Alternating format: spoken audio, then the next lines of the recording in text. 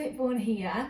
Today is the third instalment of the What the Ladybird Heard series by the brilliant Julia Donaldson and Lydia Monks, and this one is What the Ladybird Heard on Holiday. So the Ladybird has travelled into London and has caught wind of the fact that Hefty Hugh and Lanky Len are going to try and steal the Queen's crown. So with the help of Monkey Joe and the corgis, can the Ladybird save the day? Hope you really enjoy it, and I'll look forward to reading the last instalment of this series tomorrow. Bye! One fine day in the middle of May, the Ladybird went on holiday. She flew to the town to see the sights, the streets and the shops and the bright, bright lights. She saw the parks and the palace too. Then off she flew to visit the zoo. And the crocodile snapped and the tiger growled, the lion roared and the monkeys howled, the elephant trumpeted, trump, trump, trump. Hump, said the camel with the great big hump. The hyena laughed and the hummingbird whirred, but the ladybird said never a word. But the ladybird saw and the ladybird heard. She saw two men she already knew. They were Lanky Len and Hefty Hugh. And she heard them chuckle, ho, ho, ho, we're going to kidnap Monkey Joe. We'll hide till there's no one else about. Then we'll pick the lock and we'll get Joe out.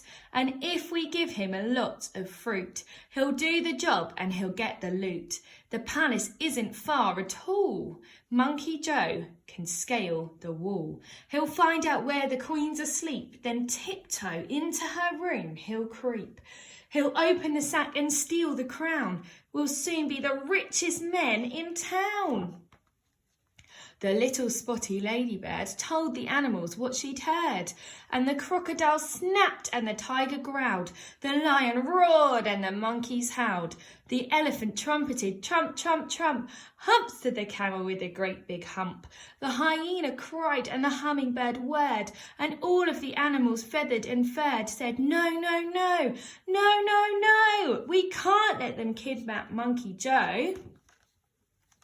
But the ladybird had a good idea, and she whispered it into the monkey's ear.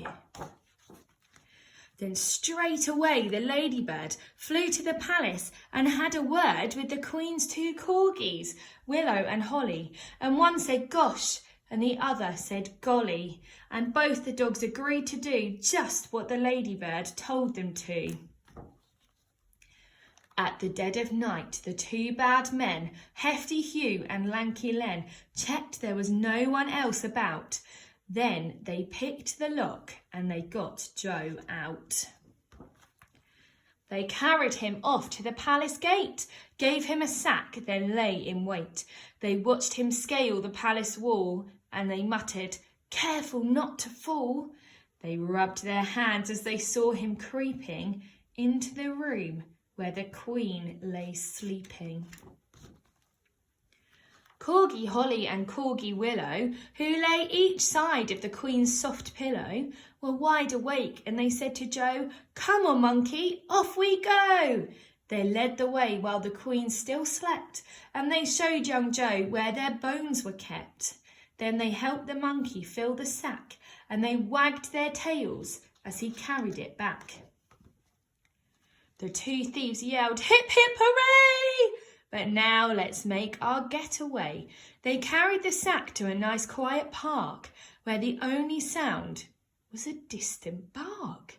They found a bench and both sat down, and Hugh said, time to see that crown. I just can't wait, said Lanky Len. They opened up the sack, but then you should have heard their moans and groans to find the sack was full of bones. Just then a dog came bounding up, and Hugh said, shoo, you greedy pup. Another dog was close behind, and then came dogs of every kind. A lurcher and a Labrador, a peak, a pug, then more and more. Black dogs, white dogs, grey and brown. It seemed like every dog in town. They seized their bones and gnashed and gnawed, tugged and tussled, pawed and clawed, then turned upon the robbers yelping, How about a second helping? The thieves took off with leaps and bounds, pursued by all the hungry hounds, while the monkey ran and the ladybird flew, would never stop till they reached the zoo. Then the crocodile grinned and the tiger pranced, the lion leapt and the monkeys danced, the elephant trumpeted trump, trump, trump. Hooray, said the camel with the great big hump. The hyena laughed and the hummingbird whirred, but the ladybird said never a word.